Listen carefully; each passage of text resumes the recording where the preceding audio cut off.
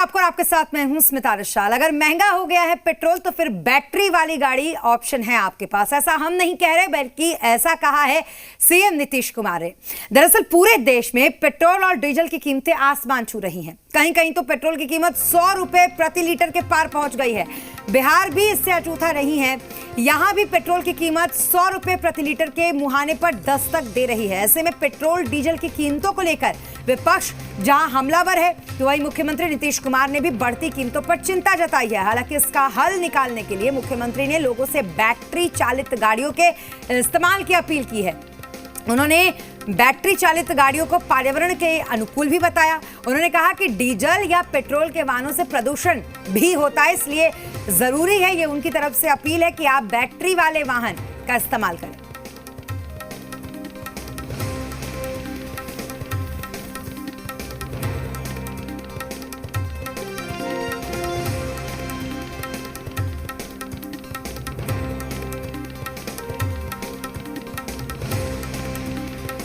दरअसल आपको बता दें कि पेट्रोल और डीजल की कीमतें जब जिस तरीके से बढ़ रही हैं, इसको लेकर जब उनसे सवाल पूछा गया तो उन्होंने चिंता तो जताई अपने बातों से कि पेट्रोल महंगा हो रहा है और डीजल महंगा हो रहा है, लेकिन साथ ही उन्होंने एक ऑप्शन भी दिया, एक अपील भी की कि आप लोग बैटरी वाली गाड़ी का इस्तेमाल कर सकते हैं, पर्यावरण के लिए बहुत अच्छा भी रहेगा, ये शोर लोगों को जाने की जरूरत भी है।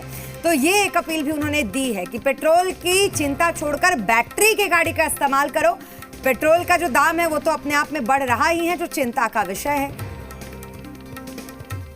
की गाड़ी पर चूंकि हम लोगों की इच्छा है और खास करके जो पर्यावरण है उसी को ध्यान में रखते हुए ये इस पर चलने से किसी तरह का इम्पैक्ट नहीं होता है, असर नहीं पड़ता है। लेकिन डीजल हो या पेट्रोल हो, उसका वाहन चलता है तो कुछ ना कुछ तो उसका होता ही है असर। दाम कम होने चाहिए ना सर। अब दाम बढ़ा हुआ है, दाम तो न बढ़े कम हो ये सबको अच्छा लगेगा, लेकिन अभी तो बढ़ा हुआ है सब कुछ। और पेट्रोल डीजल की बढ़ती कीमतों पर मुख्यमंत्री नीतीश कुमार ने चिंता जताई और लोगों को बैटरी चलित गाड़ियों की सलाह पर सूबे में फिलहाल सियासत गर्मा गई है। दिखावे के लिए सही माननीय मुख्यमंत्री ने पेट्रोल और डीजल के बढ़ती कीमत पे अपनी चिंता व्यक्त की, अच्छी बात है, लेकिन देखना यह है कि कथनी और करने में कितना अंतर है। उन्होंने लोगों को इलेक्ट्रिक कार इस्तेमाल करने की बात तो कह दी, लेकिन क्या उतना इंफ्रास्ट्रक्चर है राज्य में जिससे कि लोग इलेक्ट्रिक कार इस्तेमाल कर सकें? और इलेक्ट्रिक कार की कीमत भी आपको जानकारी है कि कितनी है। आज जो हम लोग देख रहे हैं, हाँ अपनी बिहार की बात करते हैं। बिहार में जो पेट्रोल और डीजल का कीमत डे टू डे बढ़ते जा रहा है। नीतीश जी का भी बयान आया है और नीतीश जी ने इस चीज को स्वीकारा है। उन्होंने सजेशन तो दिया है कि आपको इलेक्ट्रिकल गाड़ी ले लेनी चाहिए। तो नीतीश जी मैं आपसे पूछना चाहता हूं, भारतीय पंचायती राज पार्टी लोकतांत्रिक आपसे पूछना चाहती है, क्या इस तरह की व्यवस्था आपने किया है? क्या आपने बिहार में इकोनॉमी के सुधार के लिए क्या किया है? केंद्र में जब से मोदी जी की सरकार आई है, कमर तोड़ महंगाई लाई है, आम जनमानस परेशान है, लेकिन हमारे आदरणीय मुख्यमंत्री नीतीश कुमार जी सिर्फ बढ़ते महंगाई पर चिंता व्यक्त कर रहे हैं। लगातार पेट्रोल और डीजल के कीमतों में वृद्धि हो रही है। आदरणीय नीतीश कुमार जी चिंता व्यक्त मत कीजिए। आप सत्ता में बने रहने के लिए बीजेपी के साथ खड़े हैं। इस महंगाई की मार से आम जनमानस परेशान है, लेकिन आप इसका विरोध नहीं कर पा रहे। ये बात तो सही है कि डीजल और पेट्रोल के दाम बहुत ज्यादा बढ़ने से परेशानी तो है, लोगों के घरों तक इसका प्रभाव पड़ रहा है, पॉकेट भी कमजोर हो रहे हैं। इसलिए आदरणीय मुख्यमंत्री जी ने ये सलाह दी है कि जहां तक हो सके बिजली से चलने वाले और बैटरी से चलने वाले वाहनों का प्रयोग करना चाहिए लोगों को, और साथ ही कम से कम वाहन का प्रयोग, जैसे 2 आदमी अगर एक साथ जा सकें, अगर संभव है तो इन सब चीजों के माध्यम से भी डीजल और पेट्रोल की खपत कम होगी। जी हाँ, तो मुख्यमंत्री जी ने सलाह दी है, जैसा कि आप सुन भी रहे थे, लेकिन उस सलाह पर आम लोगों ने क्या कुछ प्रतिक्रियाएं दी हैं, ये भी आपको सुनवाते हैं। ऊर्जा के कई विकल्पों पर दुनिया विचार कर रही है, कई नए प्रयोग हो रहे हैं, कई प्रयोग सफल भी हैं। मैं समझता हूँ पेट्रोलियम पदार्थों की जो स्थिति है अंतर्राष्ट्रीय मार्केट में कीमत और कोरोना से उपजी हुई आर्थिक मंदी के कारण एक नए विकल्प का तलाश सब कोई कर रहा है और इस दिशा में आगे भी बढ़ा गया है, सफलता भी मिली है। मैं समझता हूँ मुख्यमंत्री जी का जो सुझाव है ये स्वागत योग्य है। जो है आम जनता लॉकडाउन से काफ़ी परेशान थी, उसके बाद पेट्रोल का जो दाम बढ़ गया, इससे आम आदमी बहुत ज़्यादा बढ़ने पड़ी है, जिससे आम आदमी के अंदर में इस बात के लिए बहुत चिंता है। पेट्रोल का जिस तरह से रेट बढ़ा रहे हैं, महंगाई बढ़ा रहे हैं और जिस तरह आपके मंत्री बढ़ रहे हैं, तो देश का विकास कहाँ से होगा? इसलिए सारा पैसा तो पेट्रोल में चला जा रहा है, सारा पैसा तो मंत्री के पीछे चला जा रहा है। आज पेट्रोल का दाम 92 रुपीज़ है और डीजल का दाम 87 रुपीज़ है। आज इतनी महंगाई किसके लिए? तो मतलब सरकार क्या कर रहा है, हमको ये समझ में नहीं आ रहा है। परेशानी हम पब्लिक को हो रही है। उन लोग को ज्यादा फर्क तो पड़ेगा नहीं, उन लोग के पास पैसा ज्यादा है, फर्क तो हम लोग जैसा आदमी को पड़ेगा जो गाड़ी से जॉब करने जाना है। पेट्रोल महंगा हो गया। पेट्रोल का दाम तो अभी बढ़ा है, जो वो ठीक स्थिति तो मतलब नहीं है। मतलब आने वाला दिन में तो हमको लग रहा है कि 100 रुपया लीटर के हिसाब से भी शतक मार देने का दाम बहुत ज्यादा ही है, मार ही सकता है। गलत बात नहीं है, उससे पहले तो पैसे की बचत होगी, जिससे अपना तो पैसा बचेगा, ये सरकार का भी कम खर्च होगा और इससे वातावरण भी क्या बोलते पॉल्यूशन से बचे रहेगा। तो इसमें भी आधुनिकता आनी ही चाहिए और बहुत अच्छी बात है कि इससे पॉल्यूशन बहुत हद तक कम होगा।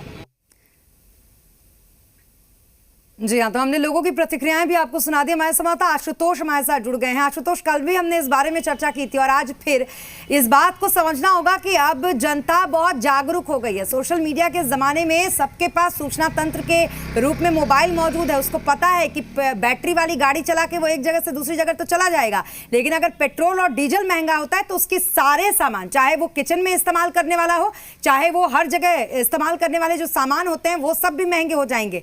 इस पर क्या कुछ कहा जाएगा आशुतोष? देखिए ज़रूर बड़ा सवाल यही है। ठीक है, हम लोग इलेक्ट्रिक व्हीकल का इस्तेमाल करें, इसमें कोई दो राय नहीं है, लेकिन जो सामान होते हैं, जिनका ट्रांसपोर्टेशन होता है, वो अभी भी डीजल की गाड़ियों से होता है। तो ऐसे में स्वाभाविक तौर पर डीजल और पेट्रोल की कीमतें बढ़ती हैं तो सामानों की कीमत पर भी उसका असर पड़ेगा और महंगाई बढ़ेगी, इसमें कोई दो राय नहीं है। हाँ, मुख्यमंत्री नीतीश कुमार की एक सलाह ज़रूर है, हालांकि इशारों में ही उन्होंने स्पष्ट कर दिया कि पेट्रोल और डीजल के दाम कम नहीं होने वाले हैं। इससे बेहतर है कि आप दूसरी तरफ विकल्प देखिए, ज़्यादा बेहतर है। तो अगर आप देखेंगी तो पेट्रोल और डीजल के दाम घटते हुए कभी सुनने की बातें लगता है कि एक अरसा हो चुका है कि कभी भी ऐसा हो कि पेट्रोल और डीजल की दाम कम हो गए हों। हाँ, इसमें कोई दो राय नहीं है कि पेट्रोल और डीजल के दाम काफ़ी बढ़ गए हैं और ये चिंता की बात है। और चूंकि आप देखेंगी कि टैक्स का दायरा तो आधा कीमत जो है वो टैक्स में चला जाता है, स्टेट गवर्नमेंट और सेंट्रल गवर्नमेंट के खाते में चला जाता है।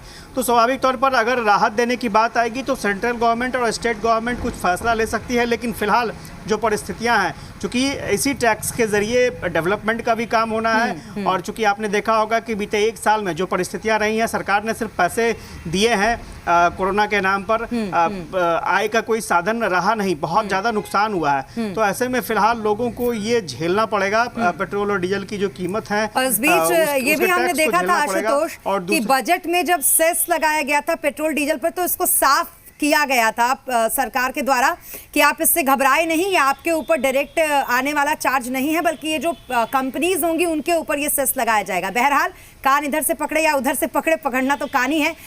यहाँ पर बात हमें इस बात की जो आप कह रहे थे आशुतोष, वो बहुत इंपॉर्टेंट हो जाती है कि आज तक हमने सिर्फ पेट्रोल के दाम बढ़ते देखा है। चिंता हमेशा तब होती है जब हम विपक्ष में रहते हैं, सत्ता पक्ष में रहते हैं तो कभी चिंता नहीं हुई है किसी को भी, कोई बैलगाड़ी लेकर नहीं उतरा है सत्ता पक्ष में रहने के बाद।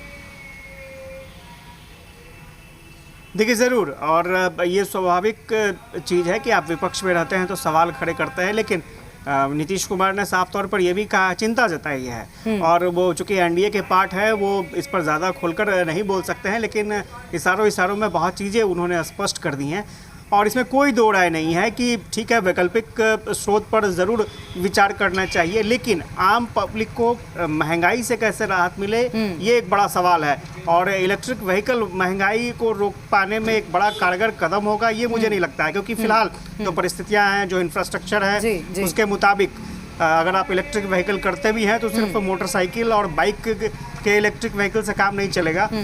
जो भी ट्रांसपोर्टेशन की व्यवस्था है उसमें भी वही सुधार करने की आवश्यकता होगी। तो बड़े पैमाने पर ये चेंजेस की आवश्यकता है। इस पूरे मामले को अगर एक्सेप्ट करना है तो बिल्कुल देखना होगा कि किस तरह से सरकार फैसला लेती है। लेकिन हाँ, लोगों में परेशानी, लोगों में नाराजगी, लोगों में चिंता जरूर है कि महंगाई कहाँ तक जाएगी अगर इस तरह से ही पेट्रोल और डीजल के दाम बढ़ते रहे तो। जाहिर सी बात है, क्योंकि सिर्फ चिंता जता लेने से कुछ नहीं होता आशुतोष। जैसा कि आपने भी बताया कि इंफ्रास्ट्रक्चर पर काम करने की बहुत ज्यादा जरूरत है। आप देखिए, इससे पहले सीएनजी तो आ ही चुका है, लेकिन अगर आप कुछ बड़े शहरों को छोड़ दे या फिर यूं कहें कि कुछ ऐसी जगहों पर जहां पर सीएनजी पहुंच चुका है, तो जब आप इंटीरियर इलाकों में जाते हैं, जब आप गांव देहात की तरफ जाते हैं, तो सीएनजी स्टेशन नहीं है वहां पर।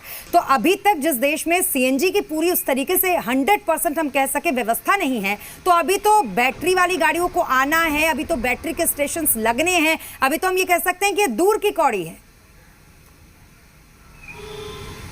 ज़रूर, बहुत अच्छा मामला आपने उठाया, बहुत अच्छी बात कही। सीएनजी को ही ले लें, अभी पटना में सीएनजी अभी शुरू हुआ है और कुछ सालों से, लेकिन कई स्टेशन हैं, लेकिन उसके बावजूद भी ऑटो को बहुत लंबा लाइन लगाना पड़ता है सीएनजी के लिए। और इसके अलावा अगर आप पटना से बाहर आप अगर जाएंगी तो वहाँ पर इस तरह की सुविधा फ़िलहाल नहीं है। हालांकि गवर्नमेंट कोशिश कर रही है कि सीएनजी का ज़्यादा से ज़्यादा इस्तेमाल हो सके गाड़ियों में। सवाल बैटरी को लेकर के भी सेम परिस्थितियां हैं, क्योंकि वैसा इंफ्रास्ट्रक्चर नहीं है। दूसरी चीज़ है कि बैटरी वाली गाड़ियों को अगर आप देखेंगी तो वो ठीक है, गाड़ियां कॉस्टली होती हैं, लेकिन उसके वो ड्यूरेबल कितनी होंगी, कितनी ज़्यादा चलेंगी, इस पर भी एक बड़ा उसकी क्वालिटी को लेकर के एक लगातार सवाल खड़े होते रहे हैं। और लंबी दूरी में आप सफ़र करना बैटरी वाली गाड़ियों से काफ़ी मुश्किल होता है। तो ये परिवर्तन काफ़ी कह सकते हैं कि बहुत ही जटिल है और इसमें कोई दो राय नहीं है, टाइम टेकिंग है, समय लगेगा इसमें।